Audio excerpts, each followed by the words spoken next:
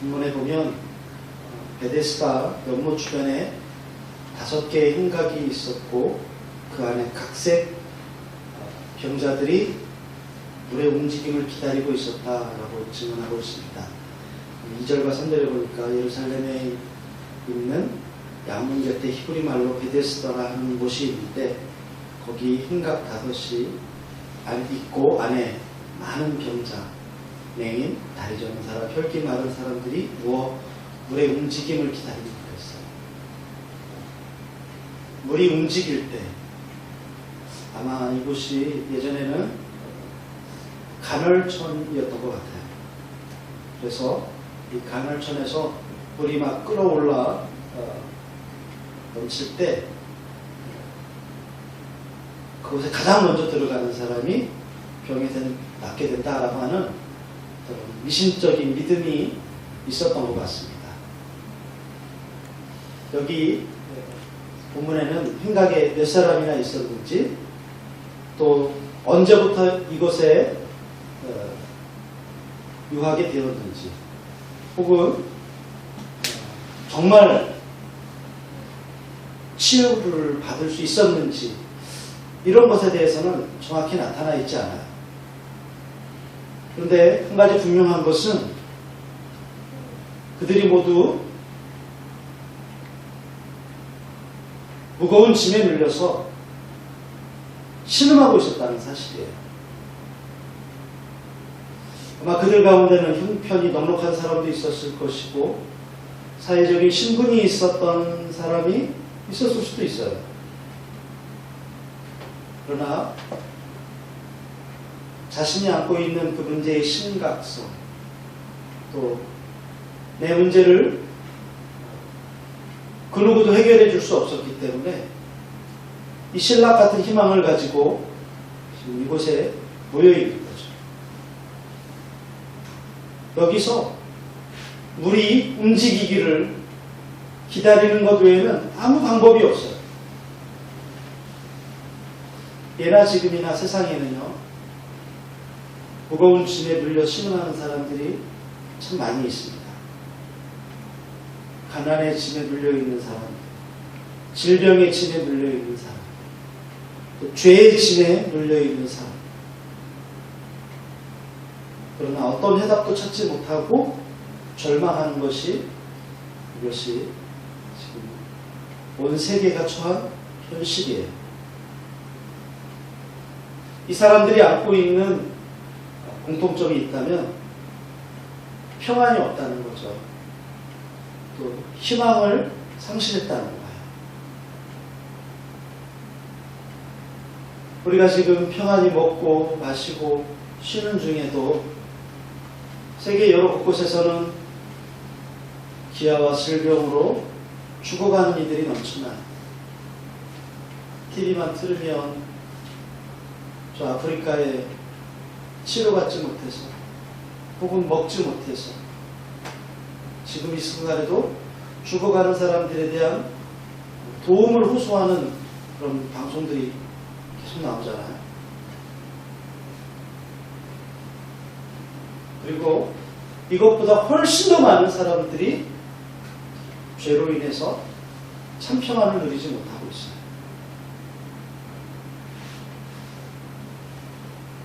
문명의 사각지대에 소외된 채 살아가는 사람들도 있고 혹은 그 중심부에서 최고의 혜택을 누리며 살아가는 사람들도 있어요. 하지만 모두 다 마찬가지예요.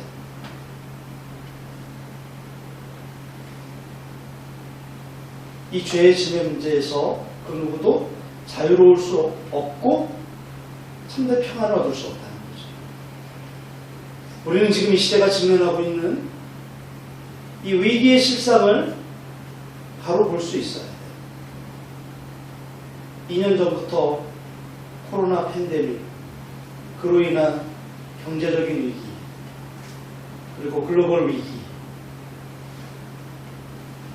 그냥 단지 우리의 먹고 마시고 잠자고 하는 것들만의 문제일까요? 아니면 나는 괜찮으니까 별로 신경 쓸 거 없어. 만약 그렇게 생각한다면 그것은 참 믿음이 아니죠. 예수님께서 이 땅에 오신 목적이 무엇인지 안다면 이 시대의 문제에 대해서도 관심을 가져야 돼요. 더 나아가서 가진 자보다 갖지 못한 자, 없는 사람에 대해서 그들의 입장에서 생각하고 그리고 우리의 어떤 움직임이 있어야 돼요. 왜냐하면 하나님은 이들 모두를 다 사랑하시기 때문에 그렇습니다. 그 하나님이 독생자 예수를 이 세상에 보내신 목적은 이들 모두를 구원하시기 위해서요. 질병의 무거운 짐, 가난의 무거운 짐, 죄의 무거운 짐 아래에 있는, 그래서 잘 살든지 못 살든지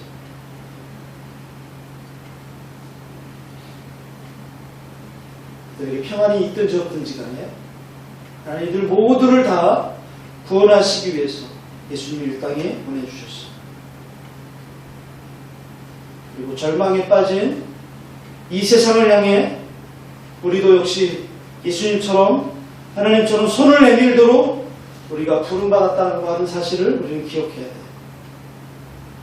그들의 문제가 그들 자신의 문제인 것처럼, 그들 자신만의 문제인 것처럼 보일지라도 예수님은 이 모든 인생의 고통을 해결해 주실 분이라고 우리에게 말씀하시고, 그리고 우리도 그렇게 살아야 된다고 예수님 우리를 이 땅에 보내신 거예요. 마찬가지로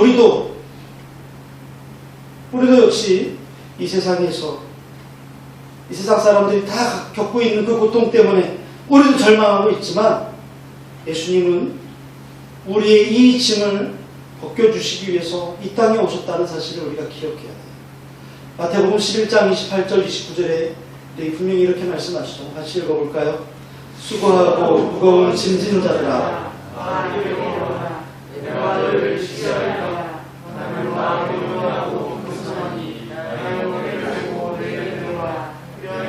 내 마음이 쉼을 얻으리니. 아멘. 그렇습니다. 우리 모두 다 이 무거운 세상의 짐 아래에 있어요.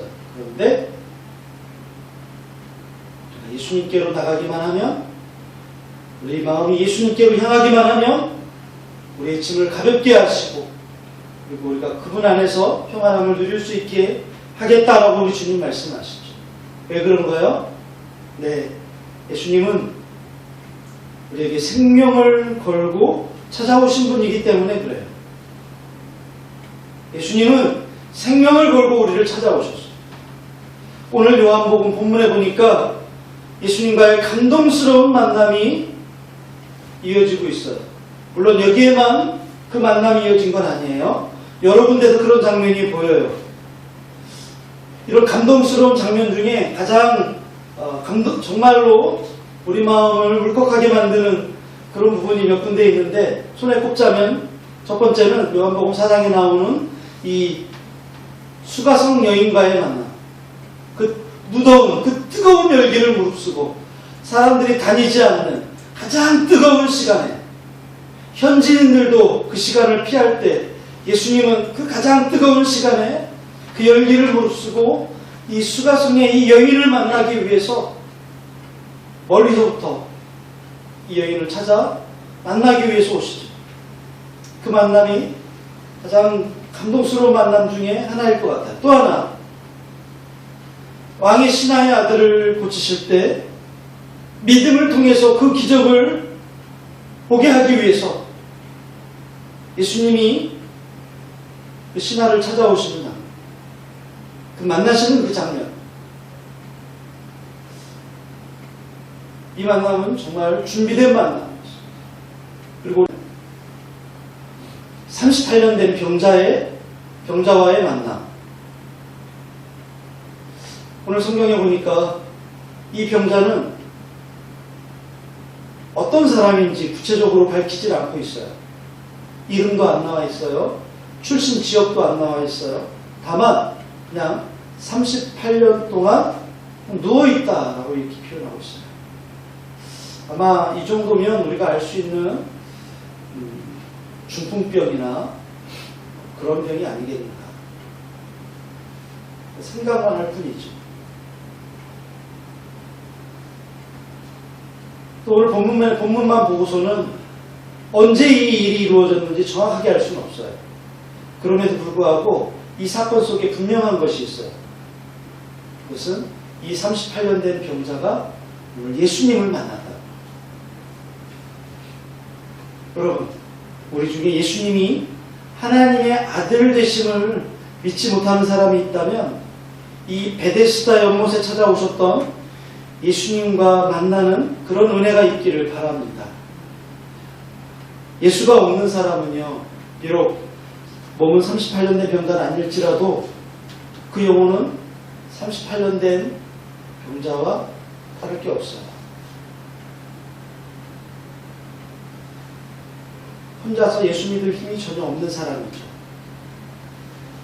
하나님이 원하는 선한 것이나 의로운 것은 전혀 행할 수 없는 죄인에 불과합니다. 여기 나오는 38년 된 병자와 다를 게 뭐가 있겠어요? 예수님은 그 병자를 만나시자마자 이렇게 말씀하세요. 일어나라. 네 자리를 들고 걸어가라. 예수님 지금도 우리를 향해서 똑같이 말씀하고 계세요. 여러분, 하나님의 아들이 일어나라고 말씀하시면 반드시 일어나게 되는 거예요.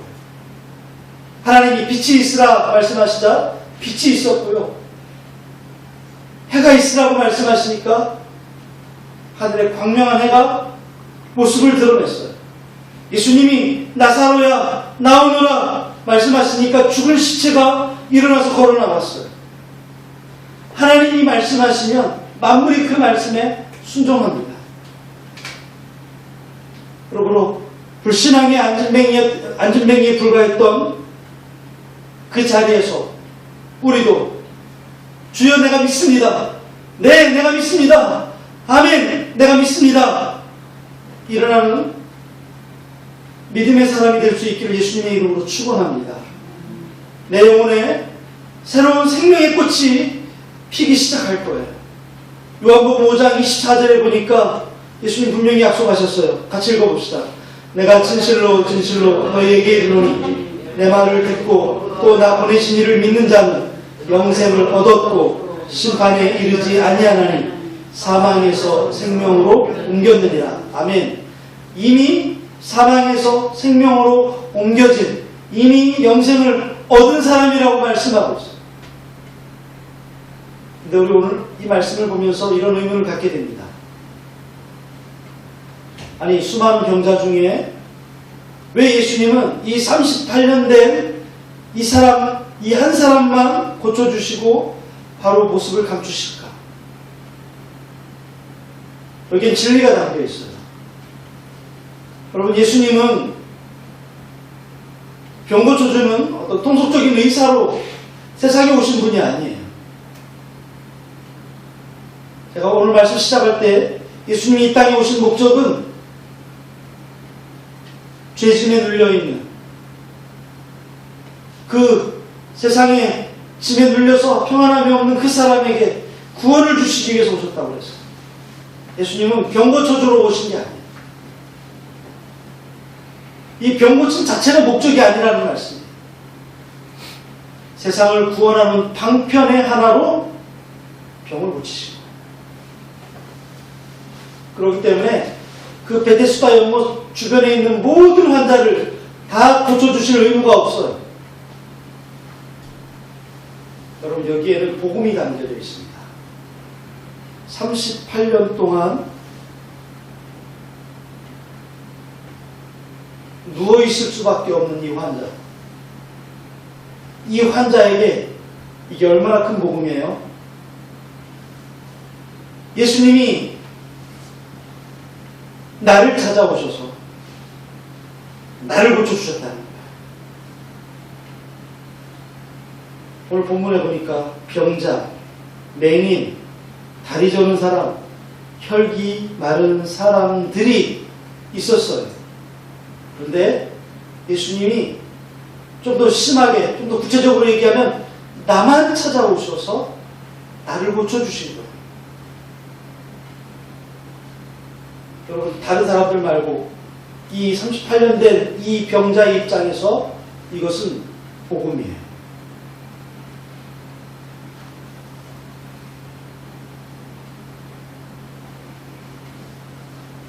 예수님이 나를 찾아오셔서 고쳐주셨다는 그 사실 하나만으로도 이것은 감당할 수 없는 놀라운 은혜를 받는 거야. 우리도 마찬가지예요. 세상 많은 사람들 중에 나를 불러서 하나님의 자녀가 되게 하셨다라고 하는 것은 이게 뭐예요? 이게 바로 은혜인 것입니다.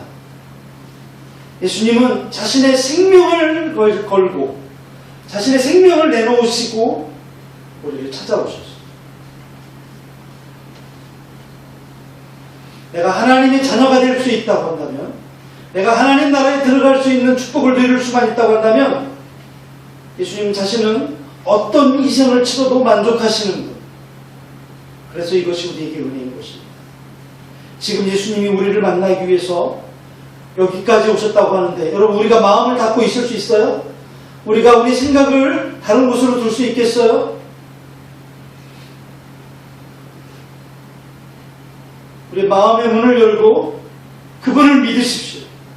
그러면 우리 가슴에 생수의 강이 흘러넘칠 것이라고 말씀하십니다. 자리를 들고 일어나는 놀라운 은혜가 있을 것이라고 말씀하고 있어요. 시편 30편 11절에 우리에게 말씀하십니다. 나의 슬픔이 변하여 내게 춤이 되게 하시며 나의 베옷을 벗기고 기쁨으로 띠띠우셨나이다. 그분의 은혜가 바로 이런 거예요. 이사야 61장 3절의 말씀에 무릇 시온에서 슬퍼하는 자에게 화관을 주어 그 죄를 대신하며, 같이 읽읍시다. 기쁨의 기름으로 그 슬픔을 대신하며 찬송의 옷으로 그 근심을 대신하시고 그들이 의의 나무 곧 여호와께서 심으신 그 영광을 나타낼 자라 일컬음을 받게 하려 하십니다. 그렇습니다. 요한계시록 3장 20절에 예수님 그렇게 말씀하십니다. 볼지어다 내가 문 밖에 서서 두드리노니, 같이 읽어요. 누구든지 내 음성을 듣고 문을 열면 내가 그에게로 들어가 그와 더불어 먹고 그는 나와 더불어 먹으리라. 그렇습니다. 예수님 생명을 걸고 찾아오신 그 예수님이 우리 마음의 문을 향해서 두드리십니다. 베토벤의 운명교향곡 여러분 아시죠? 우리는 이렇게 알고 있어요. 빠바바밤. 그런데 서양 사람들은 이렇게 이해한대요. 녹도 도. 문을 두드리신다는 거예요. 문을 두드리실 때 어떻게 해야 돼요? 열어야 된다는 거예요. 이게 운명교향이에요. 예수님이 지금 우리의 영원한 운명, 영원한 삶을 위해서 우리의 마음의 문을 노크하고 있어요. 누구든지 그 마음의 문을 열면 내가 그에게로 들어가겠다고. 우리 예수님은 신사적이십니다. 우리 마음의 문을 여시면서 지금도 말씀하십니다. 얘야 문을 열어라. 너의 마음의 문을 열어라. 내가 내 생명을 걸고 너를 찾아왔다. 그 예수님께 우리가 지금 이 자리에 몸이 나와 있지만 우리의 마음도 함께 나와 마음의 문을 열어 그분을 영접하게 되기를 예수님의 이름으로 축원합니다. 두 번째로는 예수님은 우리의 절망의 자리에도 함께 하십니다. 우리는 오랜 동안 신앙생활을 해온 사람들이에요. 그럼에도 38년 된 병자처럼 인생의 거센 폭풍 앞에서 날개가 꺾여서 좌절과 고통을 맛보기도 합니다. 믿음이 좋아도 호된 고통을 당할 수 있고요. 38년 된 병자가 느끼던 그 처참한 심정을 맛볼 때도 있어요. 베데스다 연못가에 있던 이 병자는 자기 병을 고쳐줄 사람이 아무도 없다는 것을 알았을 때 그는 이미 살았지만 죽은 목숨이에요. 왜냐하면 우리 움직일 때마다 나는 누워있잖아. 혈기 마른 사람, 맹인, 저는 사람, 병자들은 기어서라도 가잖아요. 근데 이 사람은 38년 동안 누워있을 때 아무도 그에게 이불에 넣어준 사람이 없어요. 살아도 산 게 아니죠. 죽은 거야. 하루하루가 절망의 삶이죠. 소망도 힘도 없는 사람의 삶은 죽음의 연속에 지나지 않아요. 이런 모습은 오랜 역경에서 헤어나오지 못하고 호적거리는 우리 자신의 모습이기도 해요. 예수님은 이런 모습을 하고 있는 우리를 조용히 찾아오십니다. 여러분이 절망하고 있는 그 자리, 내가 절망하고 있는 그 자리에 주님이 와서 계신다는 사실을 믿으시기 바랍니다. 이사야 43장 2절에 이렇게 말씀하시죠. 같이 읽어봅시다. 네가 물 가운데로 지날 때 내가 너와 함께 할 것이다. 우리 너를 침몰하지 못할 것이며 네가 불 가운데로 지날 때 타지도 아니할 것이요 불꽃이 너를 사르지도 못하리니. 그렇습니다. 우리 마음먹은 일들이 잘 풀리면 예수님이 우리 눈에 보이지 않을 때가 많아요. 그런데 38년 된 병자처럼 지치고 피곤해 일어날 힘조차 없게 되면 예수님이 다가와서 손을 내밀어 일으키십니다. 그리고 그 주님을 바라보시기 바랍니다. 예수님은 말하지 않아도 우리의 형편을 다 알고 계시다는 사실을 기억해야 돼요. 예수님은 38년 된 그 병자의 병력을 다 알고 계셨어요. 여러분이 꼭 다니는 병원만 다니는 이유가 있죠. 내 병력이 다 기록되어 있죠. 그래서 그 의사를 우리가 더 의지하고 확신하죠. 근데 이것보다 더 확실하신 분이 있어요. 예수님이에요.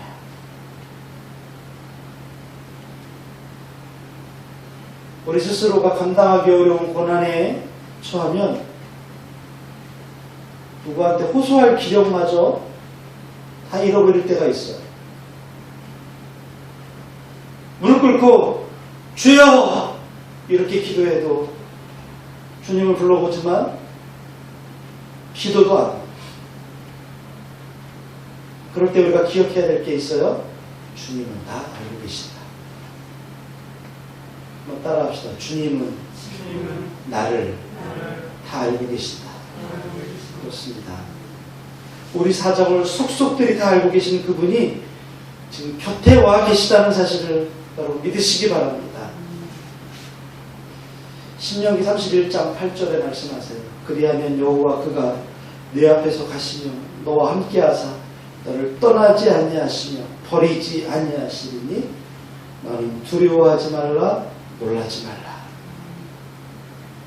이사야 41장 10절에서도 이렇게 말씀하세요.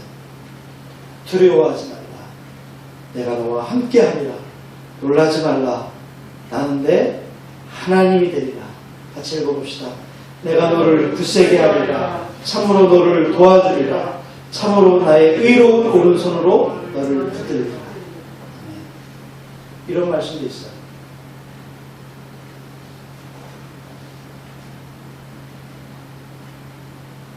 세상에 어떤 어미가 자기 자식을 버리겠느냐.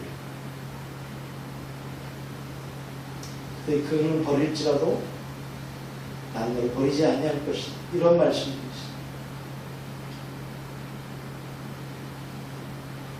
가장 절망의 순간에도 예수님은 우리 옆에 와 계시는 우리 구원자이십니다. 세 번째로 예수님은 우리에게 작은 소망의 불씨를 주시기 위해서 오셨어요.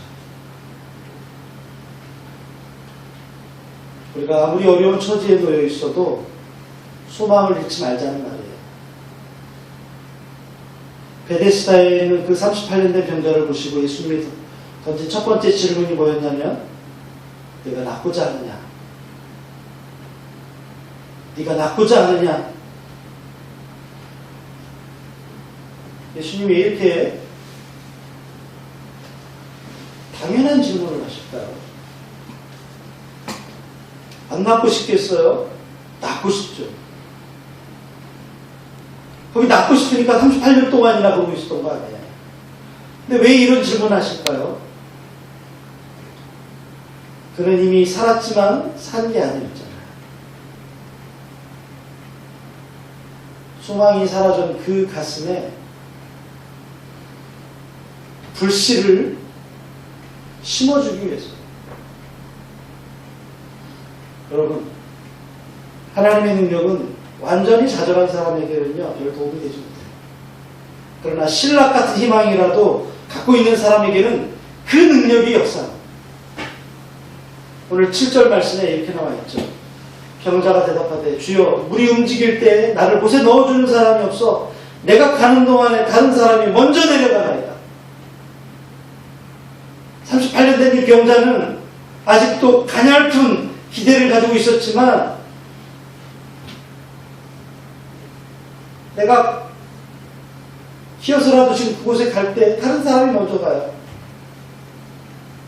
살겠다고 하는 그 기대를 가지고 있었고 포기하지 않는 어떤 의지가 있어 보여요. 예수님이 이 기대감을 발견하시자마자 이렇게 말씀하신 거예요. 네 자리를 들고 일어나 걸어가라. 우리가 힘든 고비를 만날 때 끝까지 포기하지 않고 희망을 갖는 것이 얼마나 중요한지를 우리가 배우는 장면입니다. 예수 믿지 않는 사람들 중에도요, 절망스러운 처지에서 절대로 포기하지 않고 좌절하지 않고 승리하는 사람들을 종종 봐요. 과거 프랑스의 대통령이었던 미테랑이라고 하는 대통령이 있어요.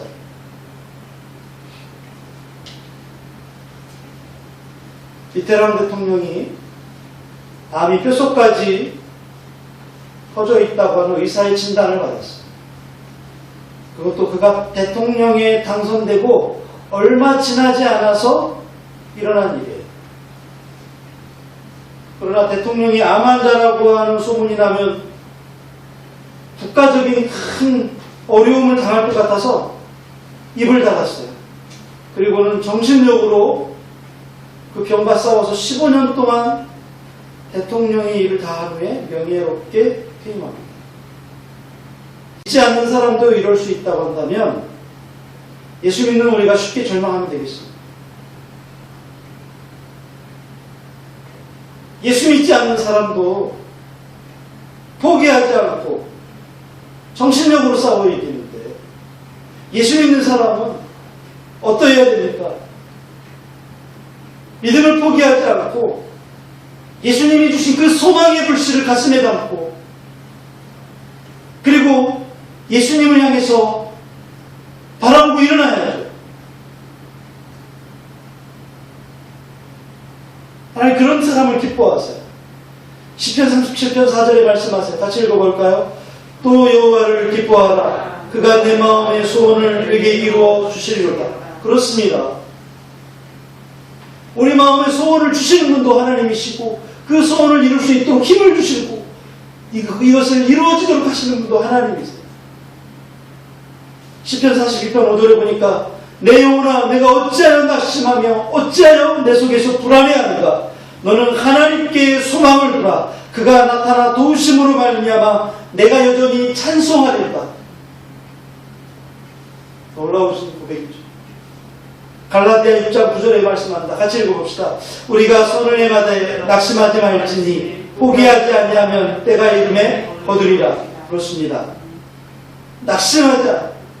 예수님이 우리에게 주신 그 소망의 불씨를 가슴에 담고 이것을 주님이 이루어 주실 것이라 믿고 굳게 나아가는 저와 여러분 되시기를 축원합니다.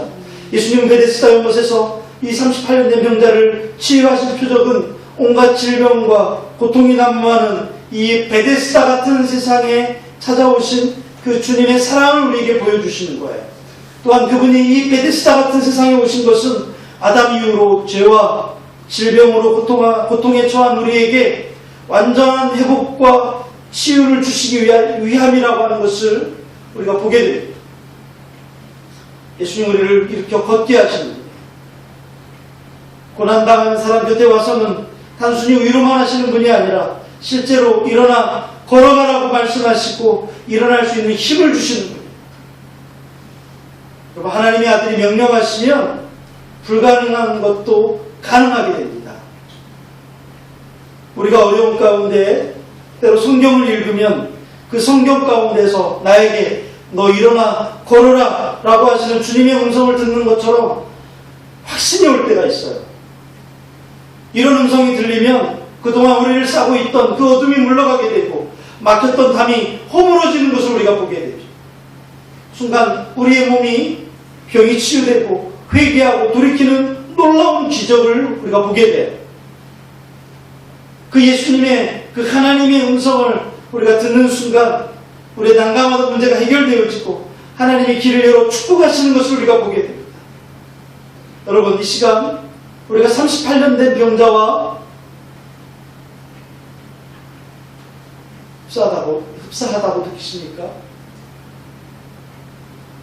주님을 만나 자리를 들고 걸어가는 저와 여러분 되시기를 예수님의 이름으로 축복합니다. 기도하겠습니다. 우리 한번 같이 기도합시다. 주님, 내가 고통이 있고 나에게 남들이 해결해 줄 수 없는 인생의 무거운 짐이 있지만 주님, 나의 이 죄의 짐을, 나의 인생의 짐을 주님 해결하여 주시옵소서. 내가 고통과 좌절과 절망 가운데 있으시다 하나님, 나를 찾아오셔서 내 심령 가운데 소망의 불꽃을 심어주시고 그리고 주님을 내가 기대하며 나가기 원합니다. 주님, 오셔서 나를 일으켜 주시옵소서. 나를 붙들어 주시옵소서. 우리 한번 같이 기도하겠습니다. 사랑하는 아버지, 감사합니다. 아버지, 내가 아버지 세상에 해결해 줄 수 없는 인생의 무거운 짐이 있고 아버지, 남들이 해결해 줄 수 없는 무거운 고통의 짐이 있고 좌절의 짐이 있고 또 낭만과 아버지 절망이 내 안에 있지만 주님, 내 안에 찾아오셔서 하나님 소망의 불꽃을 심어주시옵소서. 내게 생명을 걸고 찾아오신 주님, 내가 주님을 아버지 영접하기를 원합니다.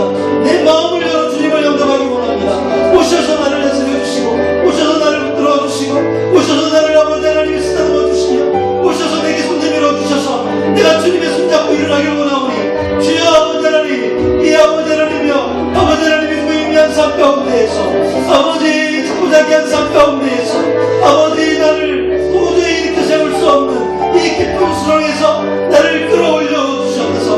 나를 잡아 올려 주셨소서. 주님, 내가 일어나기를 원합니다. 주여, 내가 손을 들고 일어나기를 원하오니 내 손을 들어 주님을 향하여서 주님께 손 내밀기 원하오니 주여, 나를 잡아 주셨소서. 주님, 내가 주님과 눈 마주치며 일어나고 싶습니다. 내가 주님을 영접하고 싶습니다. 내 안에 오셔서 나를 만져주셨소서. 주여, 내가 주님 영접하오니 나를 아버지 붙잡아 주시고 나를 받아 주시옵소서. 나를 영접하여 주시옵소서. 나를 아버지 주여 일으켜 주시옵소서. 내가 아버지 38년 된 병자보다 더 아버지 비참하고 더 아버지 하나님, 내가 아버지 하나님 주방에서 누워있사오니 아버지 아무도 나를 일으켜 세울 수 없지만 내가 이 인생 가운데 오죽거리고 있지만 주여, 나를 일으켜 세워 주시옵소서. 주여, 붙여주시옵시고 세워주시옵시고 새롭게 하신 하나님의 은혜를 경험하게 하여 주시옵소서. 주님, 감사합니다. 아무도 나를 일으켜 세울 수 없고 아무도 내 문제를 해결할 수 없고 죄의 짐에서 나를 가볍게 해줄 수 없지만 오직 주님만 나를 고쳐주시고 주님만 나의 모든 것을 아시며 나의 모든 것들을 고치시고 치료하실 분이 주님이심을 믿고 내 마음을 알 장대로 주님을 영접하오니 주여, 나를 받아주시옵소서. 주여, 내가 이제서야 주님을 향해 내 손을 내밀고 내가 주님을 바라보니 주여, 나를 고쳐주시고 나를 새롭게 하여 주셨소서. 나의 문제를 해결하여 주셨소서. 나의 모든 죄짐에서 나를 건져주시고 나를 새롭게 하여 주옵소서. 예수님의 이름으로 간절히 기도합니다.